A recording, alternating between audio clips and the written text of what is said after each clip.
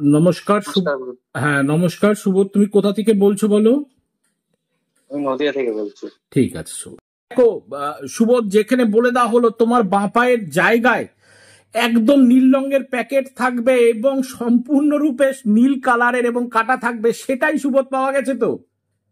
হ্যাঁ, বিদ্যুৎটা পড়ে আছে। ঠিক এই ঠিক ঠিক, বাঁশ পোতা ছিল মনে হয় এখানে। একদম এই গর্তটাই ফাঁকা থাকবে এবং তার এই গর্তের সোজাসুজি আর একটা গর্ত ফাঁকা থাকবে, মানে দুটো গর্ত থাকবে, বাদ বাকি গর্ত পূরণ করা থাকবে। তাই আছে তো সুবোধ?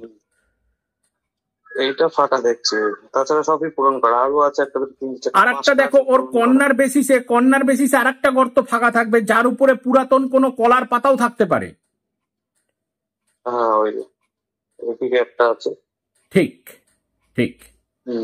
আজকে আমরা অনলাইন কনসালটেন্সি করলাম, যেই ঘটনা বলা হচ্ছে এবং যেইটার সঙ্গে অলরেডি ডিজিটকে মিলিয়ে বলা হলো, সমস্ত ঘটনা অ্যাবল কেমন লাগলো সুবোধ?